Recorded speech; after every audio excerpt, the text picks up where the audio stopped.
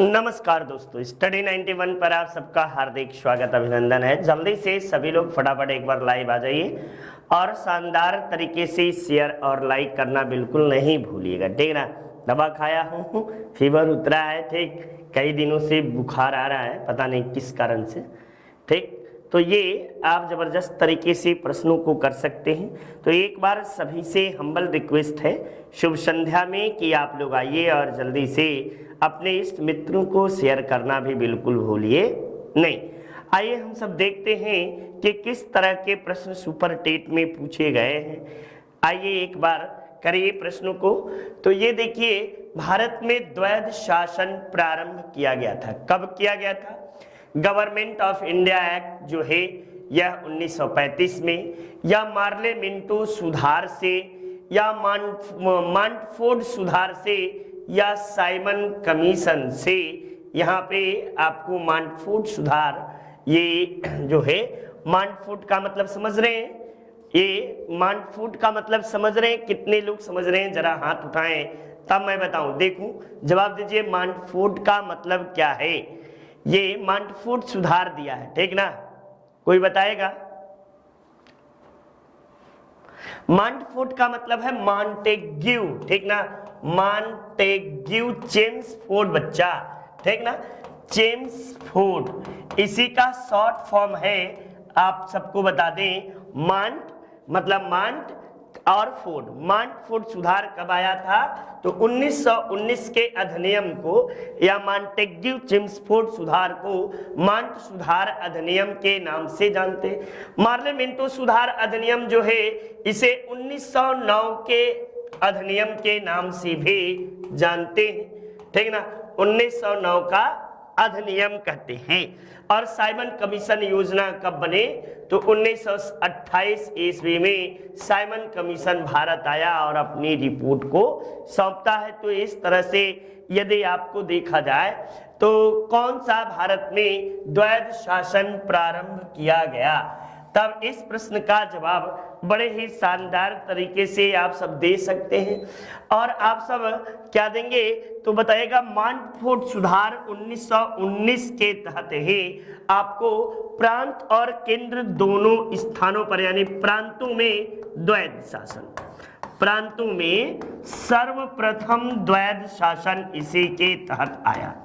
जब पूछे कि केंद्र में कब आया, तो केंद्र में बताइएगा 1935 के अधिनियम के तहत केंद्र में द्वैध शासन आपको लागू किया गया, ठीक ना। केंद्र में द्वैध शासन और प्रांतों में द्वैध शासन, प्रांतों में सर्वप्रथम द्वैध शासन लागू हुआ। ये महत्वपूर्ण बातें आप सबके लिए रही, ठीक। चलिए, तो इस तरह से आपका जवाब हुआ। नेक्स्ट देखिए, आपको सूची 1 को सूची 2 से सुमिलित कीजिए तथा सूचियों के नीचे दिए गए कूट का सही उत्तर का चयन करने के लिए आपको बोला गया है। अब यहाँ पे पूछा गया है अगस्त घोषणा, अगस्त प्रस्ताव, अगस्त संकल्प और प्रत्यक्ष कार्यवाही दिवस। तो प्रत्यक्ष कार्यवाही दिवस तो मोहम्मद अली जिन्ना के द्वारा मनाया गया। अब अगस्त प्रस्ताव लॉर्ड लिथगो के द्वारा, अगस्त घोषणा मॉन्टेग्यू के द्वारा और अगस्त संकल्प गांधी जी के द्वारा। ये आप कह सकते हैं कि इस तरह से आप देखिए तो पहले का दूसरा, दूसरे का पहला, और आपको जो तीसरे का चौथा, चौथे का तीसरा, 2 1 4 3, 2 1 4 3, ऑप्शन संख्या 1 इज योर राइट आंसर होगा। यहाँ पे एक और पूछता है, ये अगस्त घोषणा कब हुआ था? तो 1917 में, ठीक ना, 1917 में। अगस्त प्रस्ताव कब लाया गया था? तो 1940 में। जब बातें की जाए अगस्त संकल्प कब हुआ था? तो 1942 ईस्वी में। 1942 में प्रत्यक्ष कार्यवाही दिवस कब मनाया गया था? तब बताइएगा 1946, आपको 46 ईस्वी में।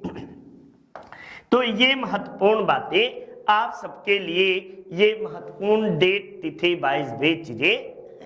चलिए, सारे लोगों का जवाब बड़े ही शानदार तरीके से आप सब जवाब दे रहे हैं। अगला प्रश्न है, ऑपरेशन फ्लड का संबंध निम्नलिखित में से आपको जो है किससे है? बाढ़ को रोकना से, दुग्ध उत्पादन से, या असम के उग्रवादियों के विरुद्ध संघर्ष से, या कर चोरी से? तो उम्मीद करता हूं किसी भी व्यक्ति का जवाब बिल्कुल गलत नहीं होगा। तो एक बार सभी लोगों से जल्दी से फटाफट शेयर और लाइक कर दीजिएगा, ये मेरा आपसे विनम्र निवेदन है। एक बार जल्दी से आप सबसे ये आग्रह है। देखिए अब पूछ रहा है बाढ़ को रोकना, तो ऑपरेशन फ्लड का अंग्रेजी अर्थ बाढ़ होता है, लेकिन ये यहाँ पे मत समझ लीजिएगा। ऑपरेशन फ्लड जो है ये दुग्ध उत्पादन से संबंधित है। किससे? दुग्ध उत्पादन से ऑपरेशन फ्लड संबंधित है। और आप सबको एक महत्वपूर्ण बातें और बता दूं, सफेद क्रांति जो है या व्हाइट रेवोल्यूशन, आपको जो है सफेद क्रांति ये आपको किससे है? तो दुग्ध उत्पादन से ही संबंधित है। और वर्गीज कुरियन का आप सबने नाम सुना होगा, इन्हें दुग्ध क्रांति का जनक कहते हैं, वर्गीज कुरियन, ठीक ना? वर्गीज कुरियन साहब, कुरियन ये दुग्ध क्रांति के जनक कहे जाते हैं। ये दुग्ध क्रांति या सफेद क्रांति, दुग्ध क्रांति के जनक भारत में आपको कहे जाते हैं, वर्गीज कुरियन को कहा जाता है। ठीक, चलिए नेक्स्ट देखिए, अगले प्रश्न के ओर चलते हैं। भारत में न्यूनतम समर्थन मूल्य MNSP, ठीक ना, MNSP, ये न्यूनतम समर्थन मूल्य, बड़ा विवाद चला था भैया, बहुत विवाद इस पे हुआ। अंत में आपको इसके कारण प्रधानमंत्री जी को कृषि बिल वापस लेना पड़ा, ठीक ना। तो ये MNSP का निर्धारण कौन करता है? ये कृषि एवं लागत मूल्य आयोग, या कृषि मंत्रालय, या वित्त मंत्रालय, या नाबार्ड। क्या गजब का आपको ऑप्शन दिया है, और अधिकांशतः लोग ऑप्शन में बच जाएंगे और गलतियां कर बैठेंगे। तो एक बार यहाँ भी आप सब में से भी लोग जो हैं गलतियां कर रहे हैं, देख रहा हूं कुछ लोगों का गलत आंसर जवाब दे रहे हैं भाई लोग। तो भैया ये एक बात जान लो, कृषि लागत एवं मूल्य आयोग के द्वारा इसका निर्धारण किया जाता है, ठीक ना, कृषि मंत्रालय द्वारा नहीं। बहुत से बच्चे कृषि मंत्रालय जवाब दे रहे हैं, कृषि मंत्रालय नहीं भैया, कृषि लागत एवं मूल्य आयोग के द्वारा निर्धारण किया जाता है। समझ में आया ना? आ रहा है कि नहीं? इस तरह के प्रश्न आप गलती करोगे तो परीक्षाओं से बाहर हो जाओगे, ठीक ना। ये सब लेटेस्ट का भी मुद्दा है और आपको जो है पढ़ने की दृष्टि से भी। अब देखिए भारत में सबसे अधिक कॉफी उत्पन्न करने वाला राज्य कौन सा है? ब्राजील है, सॉरी महाराष्ट्र है, कनाडा है, तमिलनाडु है, या केरल है? वैसे कॉफी के उत्पादन में विश्व में जो है ब्राजील आपको जो है पहले स्थान पर है। और आपको कहवा के उत्पादन में, ठीक ना, कहवा के उत्पादन में ब्राजील विश्व में पहले स्थान पर है। और ब्राजील में कहवा के बागानों को फेजेंडा कहा जाता है, ठीक ना, फेजेंडा के नाम से आपको जाना जाता है। कहवा जो है इसके साथ साथ लाल मिट्टी कहवा उत्पादन के लिए अत्यंत उपयुक्त मानी जाती है। इस तरह प्रश्न का जवाब बिल्कुल शानदार तरीके से आप सब जवाब दे रहे हैं, और इसी तरह शानदार तरीके से आप सब जवाब देते भी रहिए। और कर्नाटक जो है कहवा के उत्पादन में आपको पहले नंबर पर, भारत में कहवा उत्पादन में पहले नंबर पर कर्नाटक राज्य है। चलिए नेक्स्ट देखिए, लेखपाल ग्राम समाज का आपको ग्राम समाज और विकास, साथ ही साथ सामान्य हिंदी, सामान्य ज्ञान और सामान्य गणित, जबरदस्त तरीके से ये सभी बुकें आप सबको आए हैं। और आप सबके सुनहरे भविष्य के लिए ये जरूरी भी है कि आप कितना पढ़ रहे हैं, कितनी चीजें आपके अंदर आ रही हैं, ये भी जानना बहुत जरूरी है। ठीक, तो चलिए नेक्स्ट देखते हैं।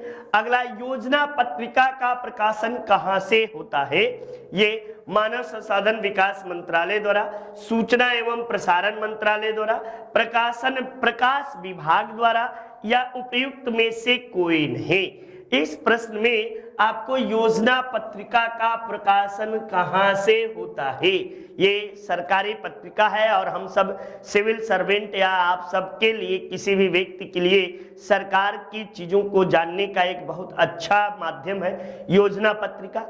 तो इसका प्रकाशन किसके द्वारा? अधिकांश लोग मानव संसाधन विकास मंत्रालय दे रहे, ठीक ठीक, कुछ लोग एकदम बिल्कुल किसके द्वारा? प्रकाश विभाग के द्वारा आपको इसका प्रकाशन किया जाता है।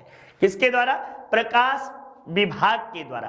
प्रकाश विभाग जो है ये मानव संसाधन विकास मंत्रालय के अंतर्गत ही आता है। अब तो मानव संसाधन विकास मंत्रालय नहीं रहा, अब इसका नाम बदलकर शिक्षा मंत्रालय कर दिया गया है, ठीक ना।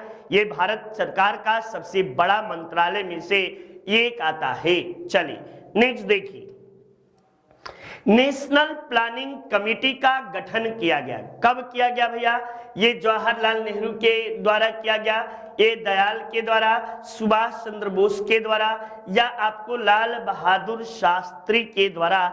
इस प्रश्न का कितने लोग जवाब देते हैं? देखूं मैं, शानदार तरीके से आप सब प्रश्नों को कर रहे हैं, लेकिन कितने लोग सही जवाब दे रहे हैं ये बहुत बड़ा मायने रखता है। देखिए कितने लोगों का जवाब बिल्कुल सटीक रहता है ना भैया। कुछ लोग जवाहरलाल ने, अरे भाई बिल्कुल नहीं, सुभाष चंद्र बोस के द्वारा आपको जो है कमीशन का गठन किया जाता है। और कब किया जाता है? तो 1938 ईस्वी में कांग्रेस के हरिपुरा अधिवेशन में इसके अध्यक्ष जो है गठन होता है। और इसके प्लानिंग कमीशन के अध्यक्ष कौन रहते हैं? तब बताइएगा कि अध्यक्ष जवाहरलाल नेहरू को बनाया जाता है। ये अध्यक्ष कौन है? जवाहरलाल नेहरू। गठन किसने किया है? सुभाष चंद्र बोस के द्वारा गठन किया गया है। ये प्रश्न मैं कई बार आपको जो है यूट्यूब पे पढ़ाया हूं, बताया हूं। भारतीय राष्ट्रीय कांग्रेस पढ़ा रहा था, उसमें भी इस तरह के प्रश्नों को मैंने दिया है। नेक्स्ट देखिए, ये हाल ही में असम का 7वां राष्ट्रीय उद्यान घोषित हुआ। ये करंट का क्वेश्चन है बाबू, ये गलती बिल्कुल नहीं करिएगा आप लोग, सोना मुन्ना, ठीक ना।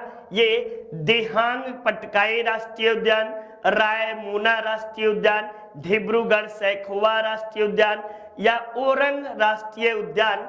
तब आप इसका जवाब क्या देंगे? असम का 7वां राष्ट्रीय उद्यान। एक बात आप फैक्ट बता दूं कि असम का यह 7वां है, लेकिन भारत में सबसे अधिक 9 जो है मध्य प्रदेश में है, मध्य प्रदेश में 9, और 9 ही अंडमान निकोबार में।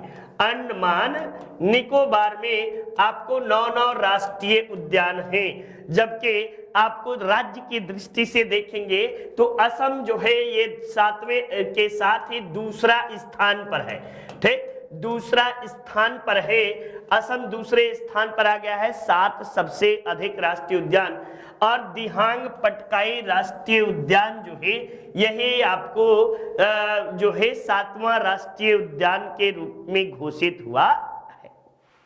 चलिए नेक्स्ट देखिए, हाल ही में किसने ऑपरेशन ओलिविया शुरू किया है? ऑपरेशन ओलिविया ये भारतीय सेना के द्वारा या तटरक्षक बल के द्वारा, भारतीय नौसेना के द्वारा या भारतीय वायु सेना के द्वारा? ये किसके द्वारा ऑपरेशन ओलिविया जो है ये शुरू किया गया है? ऑपरेशन ओलिविया जो है ये किसके विरुद्ध शुरू किया गया है? ये भी आपको जो है ओलिव रिडले कछुआ जानते हैं? Olive Ridley, olive Ridley, Ridley कछुआ, कछुआ ये जो है कछुआ की सबसे उन्नत प्रकार की प्रजाति है। और आपको बता दें ये 7000 मील की दूरी करके आपको उड़ीसा के तटीय क्षेत्रों में अपने प्रजनन, अपने बच्चे को जन्म देने के लिए आते हैं। लेकिन यहाँ पे होता क्या है कि जो तस्कर लोग हैं, तस्कर लोगों के द्वारा इन्हें पकड़कर अंतरराष्ट्रीय जगत में इनकी तस्करी की जाती है और इससे तरह तरह के आपको उत्तेजनावर्धक दवाएं बनती है, सेक्सुअल जो है आपको दवाएं, चूंकि इनका जीवन काल बहुत अधिक होता है। ओलिव रिडले ये अमेरिका में पाई जाने वाले आपको केचुए कछुआ की एक प्रजाति है, ठीक ना। इसमें आपको ये ऑपरेशन ओलिविया किसके द्वारा शुरू किया गया है, तब बताइएगा। तटरक्षक बलों के द्वारा, आपको भारतीय तटरक्षक बलों के द्वारा उड़ीसा के क्षेत्र में, उड़ीसा, ठीक ना, उड़ीसा के क्षेत्र में यह आपको जो है उड़ीसा में ये ओलिव रिडले को बचाने के लिए ऑपरेशन ओलिविया तस्करों से मुक्ति के लिए इन्हें जो है कि चलाया गया है। नेक्स्ट देखिए, हाल ही में चर्चित ताल ज्वालामुखी, ये आपको का संबंध किस देश से है, ये भी करंट का है। ये सब करंट का भूगोल कह लो या करंट कह लो बच्चा, जो भी कह लो, ये सब आप सबसे प्रश्न पूछे जाएंगे, पूछे जाते हैं। भाई जी लोग जितने लोग हैं, ठीक ना, ये कांगो गणराज्य से, इंडोनेशिया से, फिलिस्तीन से या फिलीपींस से, ये देखिए फिलीपींस भी दिया है और फिलिस्तीन भी दिया है। ये आपको कहां पे ज्वालामुखी पाई जाती है, ताल ज्वालामुखी। एकदम नहीं भैया, कुछ लोग जवाब दे रहे हैं इंडोनेशिया। ना बाबू, इंडोनेशिया नहीं है। जल्दी से और बताइए, इंडोनेशिया ऑप्शन से बाहर हो गया। मैं फिलिस्तीन को भी बाहर कर दिया। अब ऑप्शन 2 में आप सेलेक्ट करके जल्दी से बताइए, जल्दी से 2 में। हाँ जी, बिल्कुल बिल्कुल, कुछ लोगों का जवाब बिल्कुल सही आ रहा है, फिलीपींस। फिलीपींस में आपको जो है यह ज्वालामुखी पाया गया है, और ये ज्वालामुखी जो है फिलीपींस का दूसरा सबसे सक्रिय ज्वालामुखी है, दूसरा सबसे सक्रिय ज्वालामुखी। सक्रिय ज्वालामुखी आपको है, ठीक। अब ज्वालामुखी को क्या कहते हैं, किसी को पता है? ज्वालामुखी को पृथ्वी का सुरक्षा वाल्व कहते हैं, ठीक ना। इसे यानी ज्वालामुखी को पृथ्वी का सुरक्षा कवच कहा जाता है। ये बड़े ही महत्वपूर्ण आप याद कर लीजिएगा। और ज्वालामुखी का उद्गार न हो तो पृथ्वी के अंदर की धरातल जो है ये हमेशा भूकंप आपको आता रहेगा, ठीक। तो चलिए नेक्स्ट अगले प्रश्न की ओर चलते हैं। ये हिंदी जबरदस्त नितिन सर के द्वारा पढ़ाया गया है, आप सब जबरदस्त तरीके से इसे परचेज कर सकते हैं, पढ़ सकते हैं, और आपका भविष्य मैं गारंटी के साथ कहता हूं कि हिंदी आपसे गलतियां नहीं होंगी, ठीक ना। तो ये जरूर से आप परचेज करिए और चीजों को देखिए।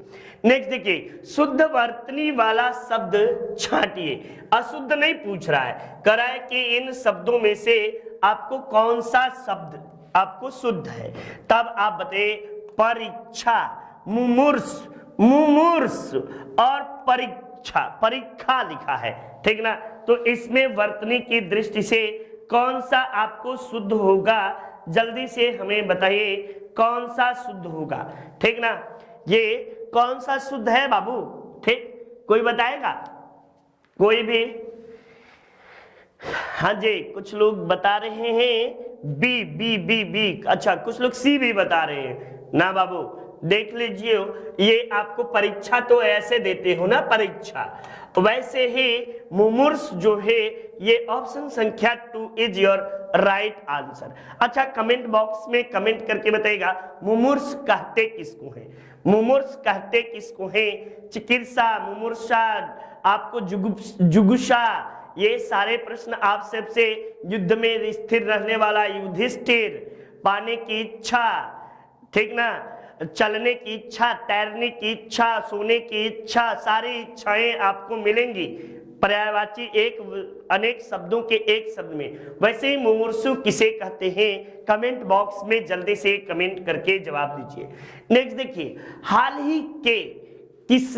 ही में होना चाहिए में किसने दुनिया का पहला कार्बन बॉर्डर टैक्स प्रस्तावित किया? हाल ही में के नहीं भैया, हाल ही में आपको किसने, भारत और इंग्लैंड ने, या आपको जो है यूरोपीय यूनियन ने, या यूनाइटेड नेशन ने, या विश्व बैंक ने?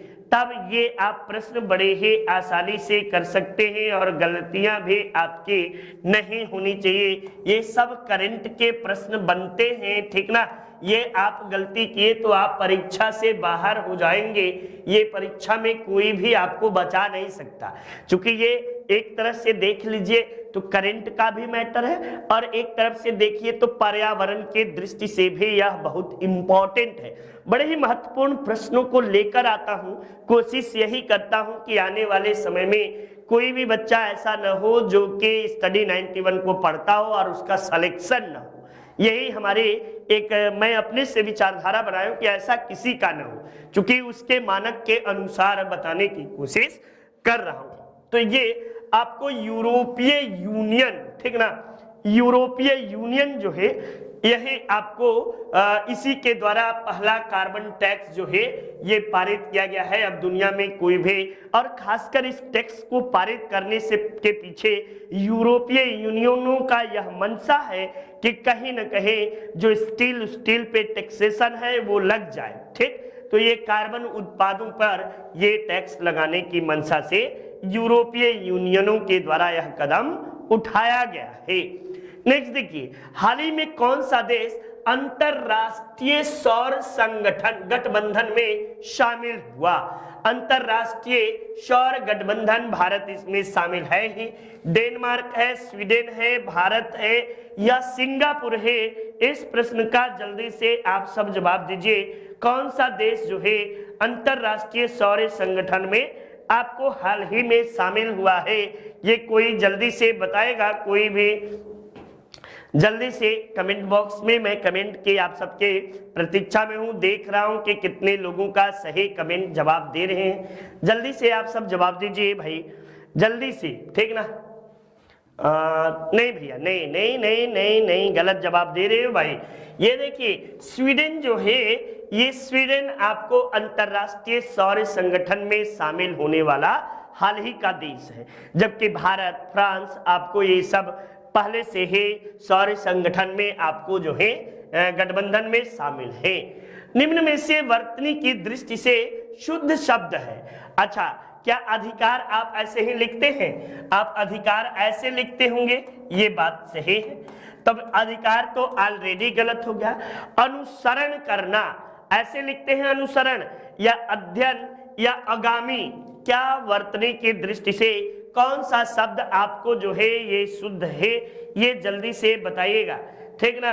अनुसरण है कि आगामी तो होता नहीं है, ये आप लोग भी जानते हैं, आगामी होता है, आगामी परीक्षाएं आने वाली है। अब आपके सामने दो बचा, एक अध्ययन बचा, एक अनुसरण बचा, तब आप किसको जवाब देंगे? अरे भाई, ये वाला सा अनुसरण में नहीं होता, अनुसरण में अनुसरण, अनुसरण ये आपको होता है, जबकि ये अध्ययन बिल्कुल सही जवाब आपको होगा, ठीक ना। अध्ययन वर्तनी की दृष्टि से शुद्ध शब्द आपको माना जाएगा, ठीक। चलिए नेक्स्ट देखिए, मानव मात्र को गीता में महात्म्य, ये आपको यही है से परिचित होना अनिवार्य है। रेखांकित शब्द, भैया रेखांकित तो हटा दिए हैं, यही महात्म्य ही है। महात्म्य आखिर कैसे लिखा जाएगा? वर्तनी की दृष्टि से कौन सा आपको जो है महात्म्य सही है या महात्म्य सही है या महात्म्य सही है? एक महा है, महात्म्य, एक महात्म्य, एक महत्म्य, ये आपको कौन सा? एक मिनट, कुछ लोग कहते हैं कि सर लाइन मत खींचा करिए, हम लोग डर जाते हैं। तो ये इनमें से वर्तनी की दृष्टि से कौन सा शब्द आपको शुद्ध है? ये जल्दी से आप सब बताइए, ये कौन सा वर्तनी के दृष्टि से आपको शुद्ध है? जल्दी से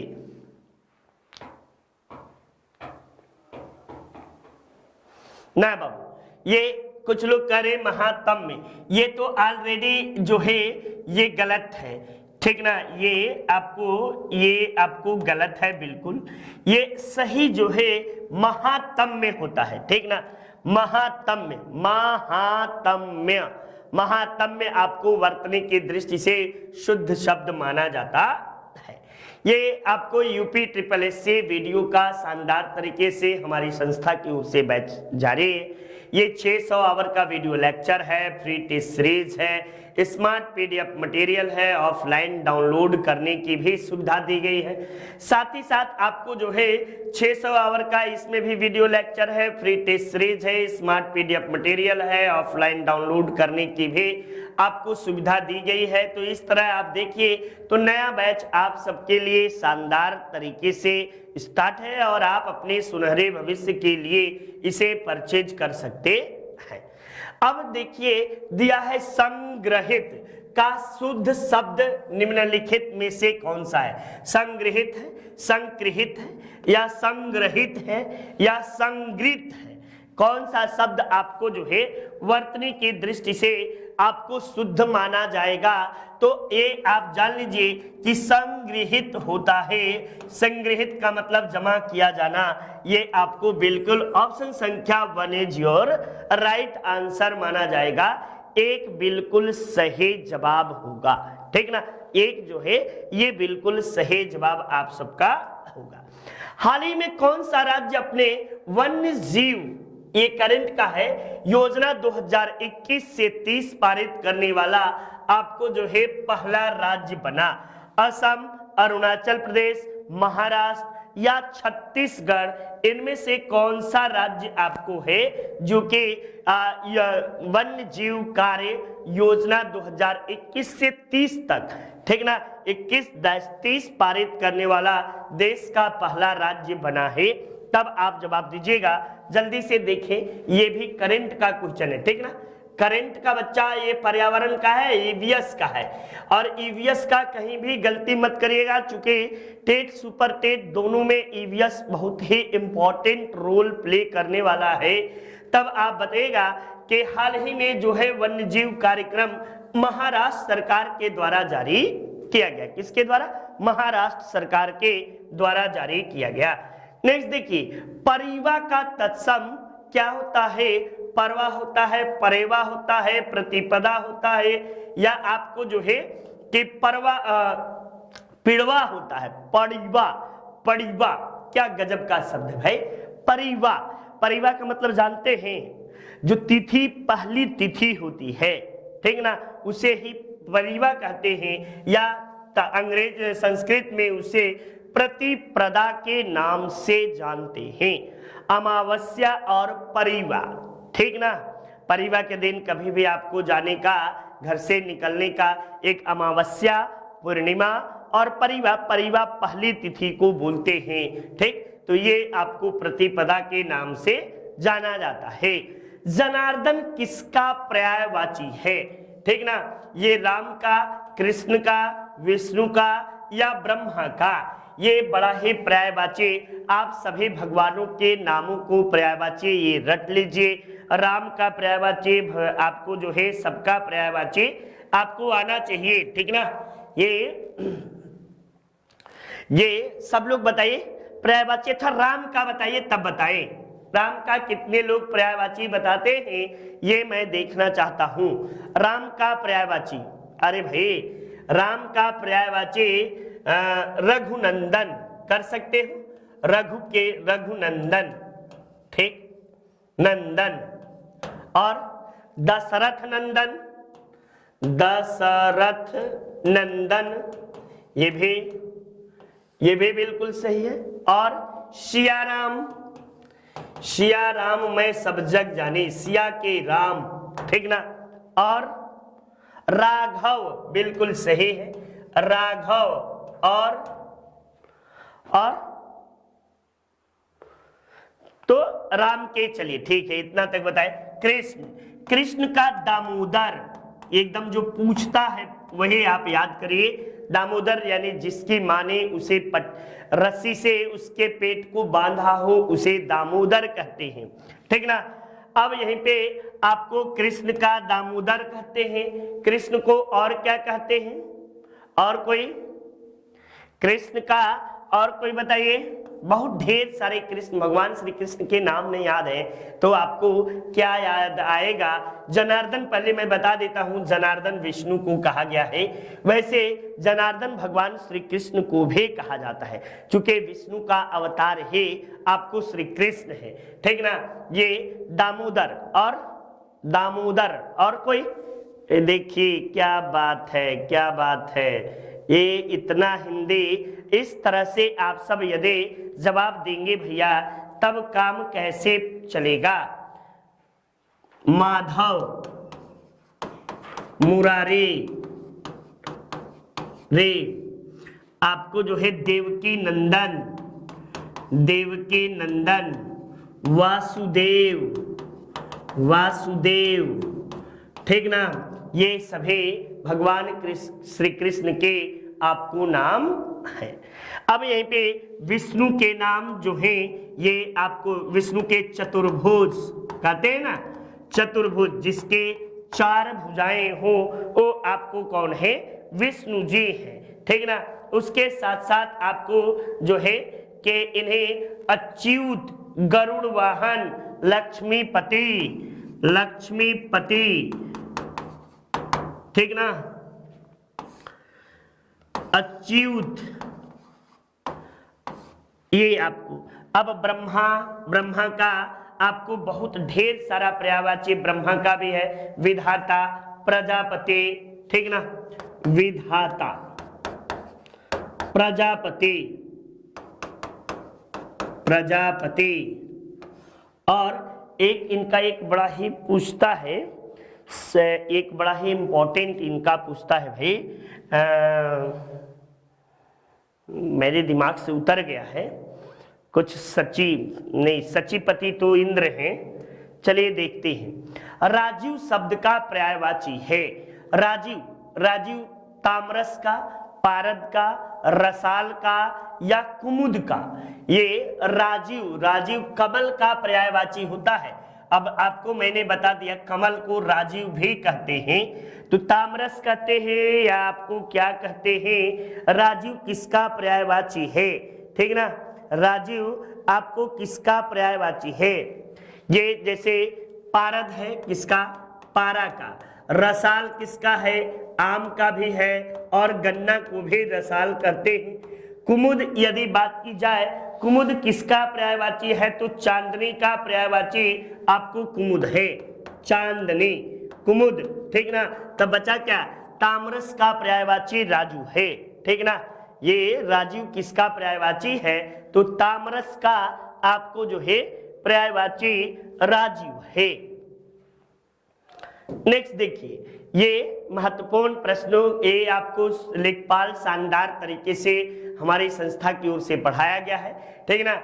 और नया बैच आप सबके लिए जो है कि जबरदस्त तरीके से बताया गया है, जिसमें 600 घंटे का वीडियो लेक्चर है, आपको फ्री टेस्ट सीरीज है, स्मार्ट पीडीएफ मटेरियल है, ऑफलाइन डाउनलोड करने की भी सुविधा आपको दी गई है, ठीक। तो चलिए आगे के प्रश्न की ओर चलते।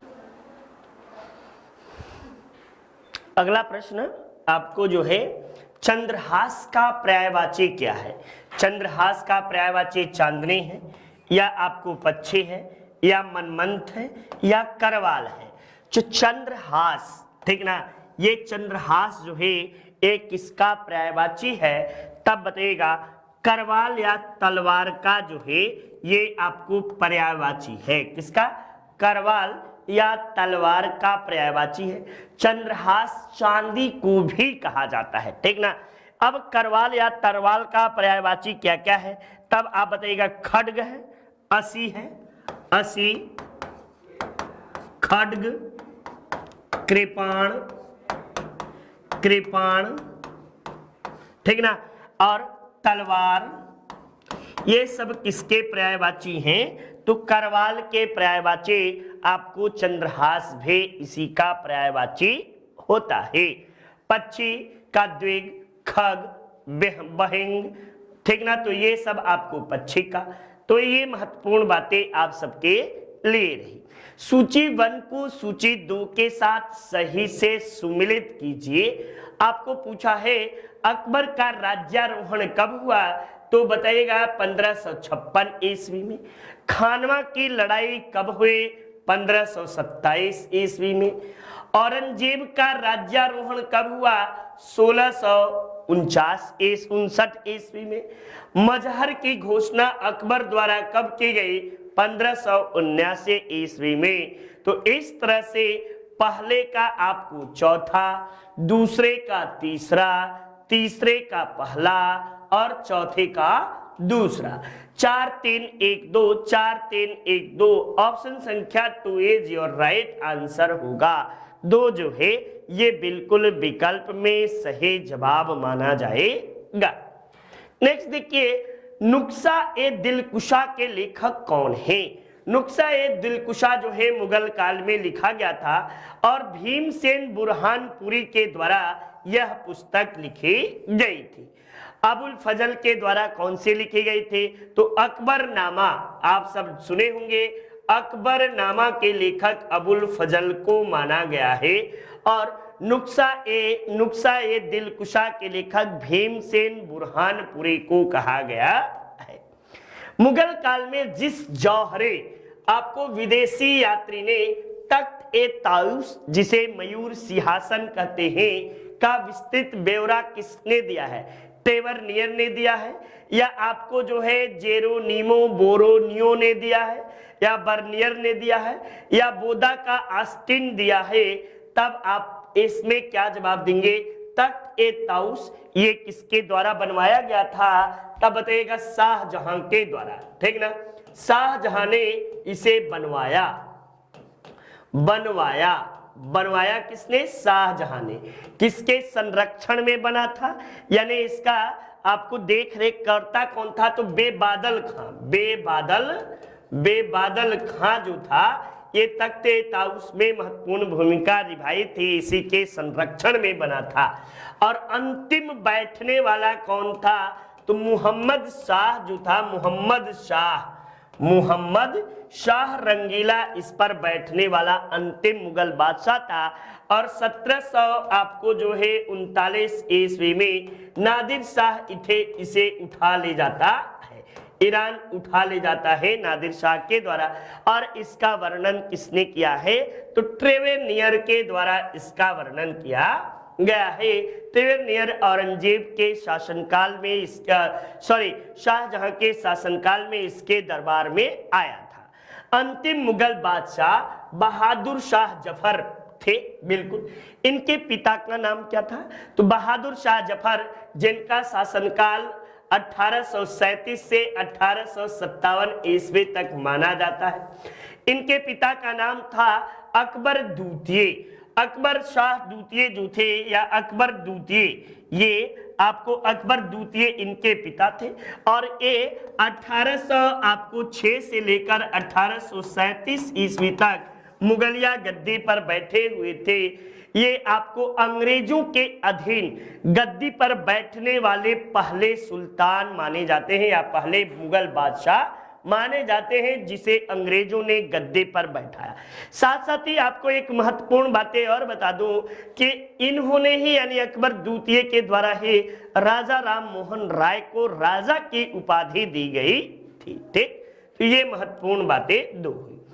ये आपको रेलवे ग्रुप डी के शानदार तरीके से प्रश्नों की श्रृंखला कराई गई है। और आप सब अपने जो एक औकात नहीं होती, औकात जिसे बोलते हैं, हैसियत देखने के लिए जरूर इस टेस्ट सीरीज को लीजिए और पढ़िए और एग्जाम को क्वालिफाई करें। इसमें वीडियो सॉल्यूशन भी मिलेगा, बाइलिंगुअल भी मिलेगा, ठीक ना। साथ ही साथ यूपी पुलिस का भी बैच आपको हमारी संस्था की ओर से संचालित है, इसे भी आप परचेज कर सकते हैं और ये भी आपके लिए बड़ा इंपॉर्टेंट होगा।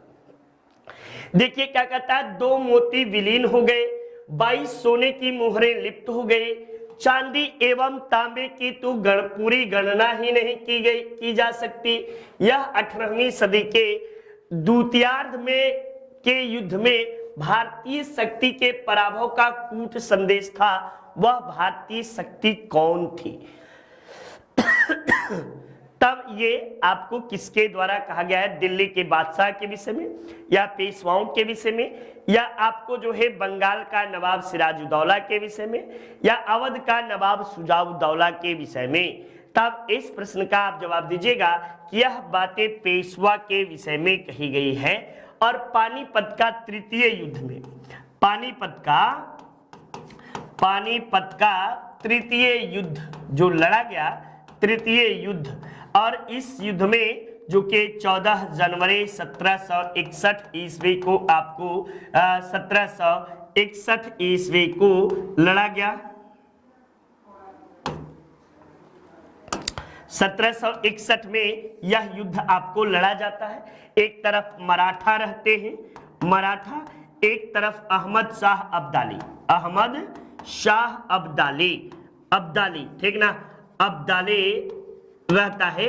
और इसी युद्ध में आपको एक पंडित काशीनाथ का यह कूट शब्द लिखा गया है, पंडित काशीनाथ के द्वारा, पंडित काशीनाथ के द्वारा यह पेशवा को लिखकर, यानी उस समय के पेशवा जो थे उन्हें लिखकर ये भेजा गया कि ये स्थिति है, आप देखिए इसके विषय में कि कोई पता ही नहीं। ये प्रत्यक्षदर्शी गवाह जो थे पंडित काशीनाथ, उन्हीं के द्वारा आपको लिखा गया है। नेक्स्ट देखिए, प्रशासन के प्रति गैर जिम्मेदार तथा मदिरा एवं सुंदर स्त्रियों के प्रति अत्यधिक प्रेम के कारण उसका उत्तरवर्ती मुगल बादशाह को रंगीला कहा जाता है। तब ये बातें किसे कहा जाता है? मोहम्मद शाह को भारतीय इतिहास में, मोहम्मद शाह को भारतीय इतिहास में रंगीला के नाम से जाना जाता है। ऐसा रंगीला इसलिए कहते हैं कि यह, इसका आकर्षण स्त्रियों के प्रति बहुत अधिक था, ठीक ना, स्त्रियों के प्रति बहुत अधिक था। और साथ साथ ही इसके दरबार में स्त्रियों का बोलबाला था। ये कभी कभी स्त्रियों के मतलब अपने दरबार में स्त्रियों का वेशभूषा पहन कर आ जाता था, कभी कभी नंगे भी दौड़ा करता था, इसीलिए इसका नाम मोहम्मद शाह रंगीला रखा गया था। इसी के शासनकाल में आपको जो है कि तख्त ए ताउस जो है नादिर शाह का आक्रमण हुआ था, नादिर शाह उठाकर भारत से लेकर चला गया था, ठीक। तो ये महत्वपूर्ण बातें हुई। किस राज्य ने केसर ए हिंद को राजकीय तितली आपको जो है के रूप में मंजूरी दी है? अरुणाचल प्रदेश ने, राजस्थान ने, झारखंड ने या केरल ने? तब बताएगा केसर ए हिंद जो है ये तितली के एक प्रजाति का नाम है और इसे अरुणाचल प्रदेश के द्वारा अपना राजकीय तितली घोषित किया गया है। ये राजकीय तितली के रूप में घोषित किया गया है। नेक्स्ट, आपको हाल ही में किस आर्द्र भूमि को रामसर साइट के रूप में आपको मान्यता दिया गया है?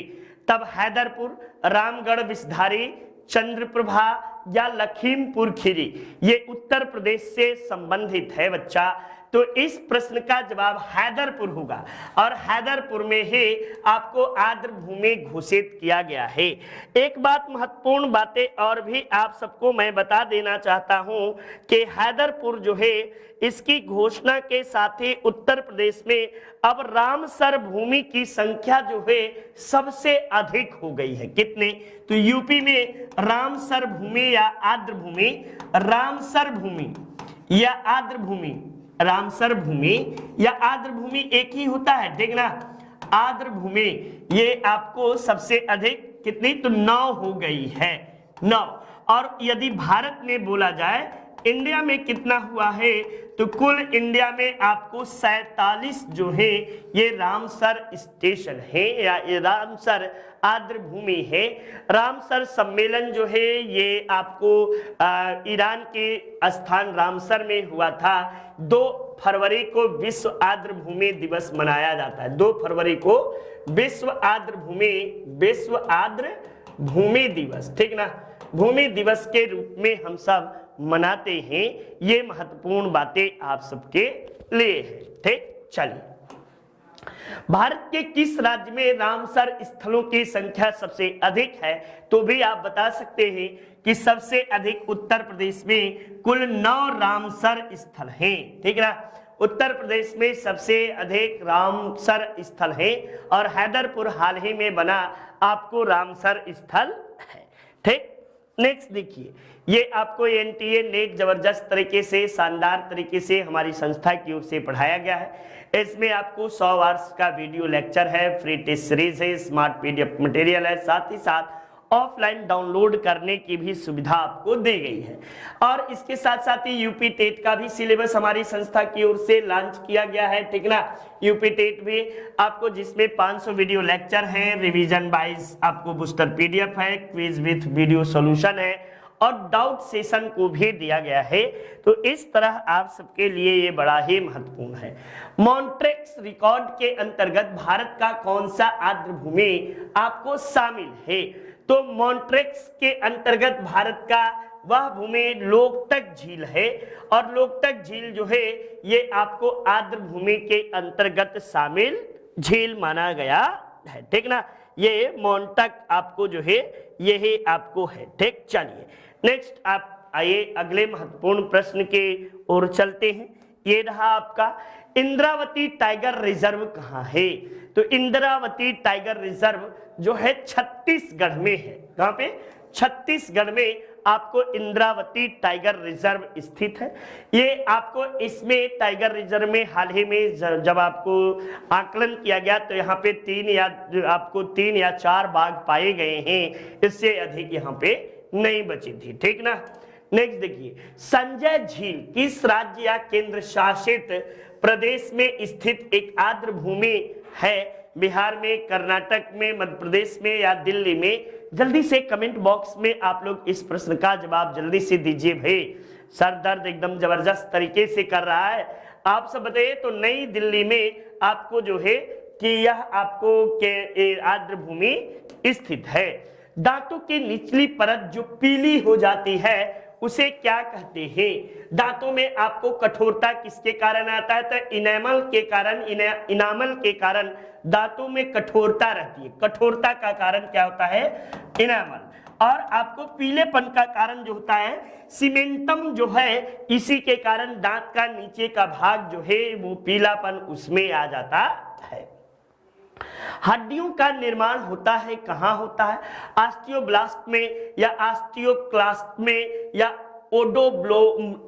ओडोंटोब्लास्ट में या ऑस्टियोलॉजी में? तब बताएगा कि हड्डियों का निर्माण बच्चा ये आपको ऑस्टियोब्लास्ट में आपको होता है, ठीक ना। ऑस्टियोब्लास्ट में हड्डियों का निर्माण आपको होता है। ये आरआरबी, एनटीपीसी, सीबीटी2 ऑनलाइन तीसरे जबरदस्त तरीके से रियल टाइम एनालिसिस करने के लिए भी आप सब कर सकते हैं। वीडियो सॉल्यूशन देख सकते हैं, बाइलिंगुअल है, ये आपके लिए लाभकारी भी है। इटाई रोग किस तत्व के अधिकता के कारण होता है? जल्दी से बताइए। कैडमियम के, आर्सेनिक के, पारा के, नाइट्रेट के? तब आपको बताइएगा नाइट्रेट के कारण ब्लू बेबी सिंड्रोम होता है। ब्लू बेबी सिंड्रोम, ठीक ना। सिंड्रोम ये आपको इसके कमी के कारण होता है।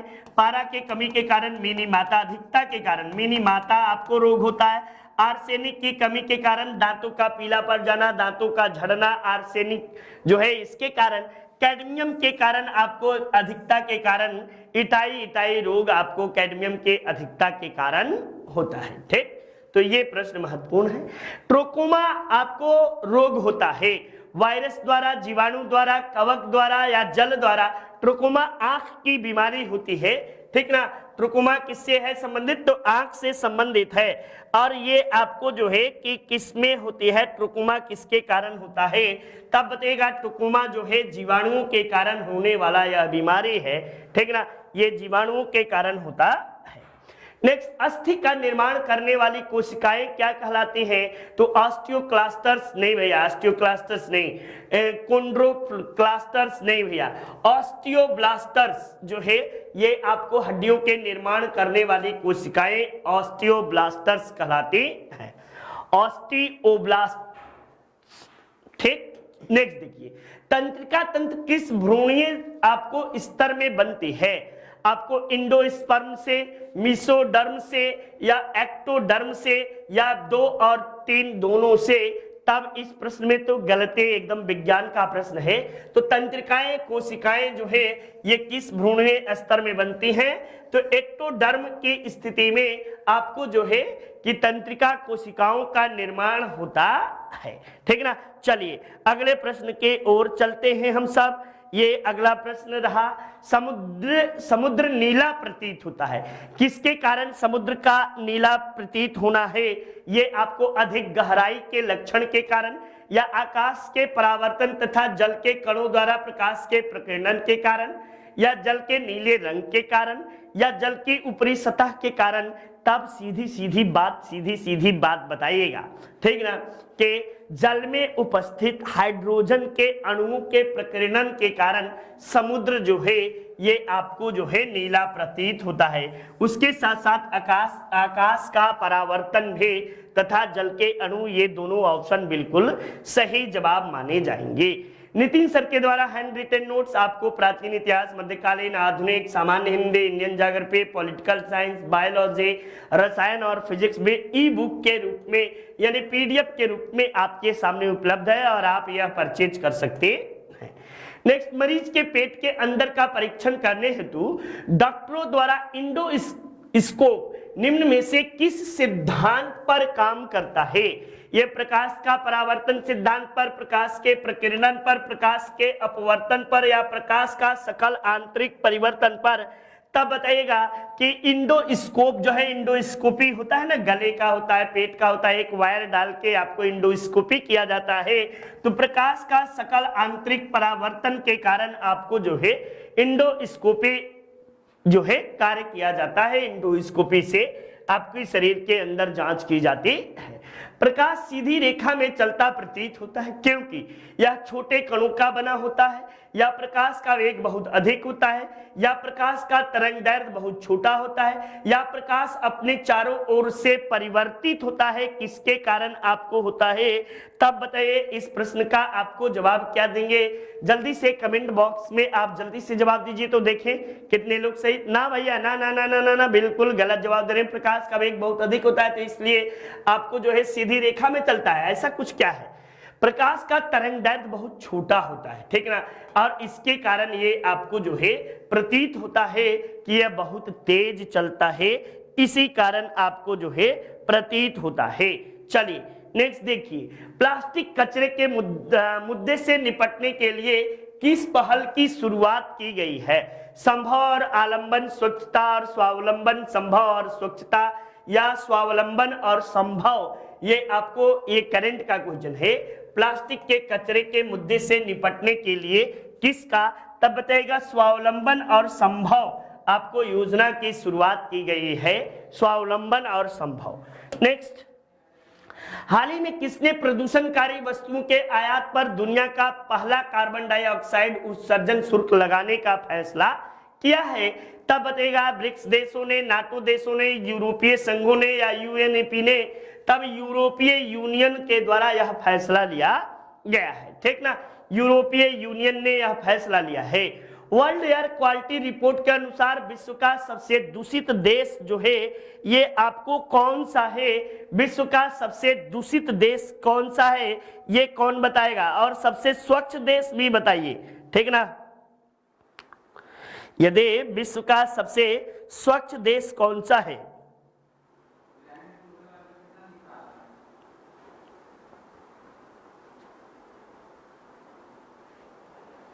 ठीक, जापान है, नेपाल है, इराक है, या बांग्लादेश है? तब क्या जवाब देंगे? हाँ ठीक है सर, ठीक है, एक मिनट, ये जल्दी से बताइए। ये तो बताइए, बांग्लादेश आपको जो है ये वर्ल्ड एयर क्वालिटी रिपोर्ट के अनुसार दुनिया का सबसे दूषित देश जो है ये बांग्लादेश है, ठीक। चलिए अगले प्रश्न की ओर। तो इस तरह से किताबें अब आपके द्वार पर बिल्कुल आसानी से पहुंच रही होंगी, आप सब इसका लाभ ले रहे होंगे और आपके सुनहरे भविष्य में ये काफी फायदेमंद भी है। तो थैंक यू, आज का दिन यहीं पे समाप्त हुआ। आप सबको शुभ रात्रि, आपका दिन मंगलमय हो, रात भी एकदम जबरदस्त तरीके से बीते और कल आप इसी के साथ हमारे साथ जुड़िए जरूर। महत्वपूर्ण प्रश्नों की श्रृंखलाओं को मैं लेकर आया हूं और हर एक परीक्षा के लिए ये टेट से संबंधित है, इसलिए इसमें हिंदी भी है, आपको इसमें ईवीएस के प्रश्न ज्यादा हैं। साथ ही साथ अभी प्रश्नों की श्रृंखलाओं को मैं और थोड़ा हार्ड बनाऊंगा।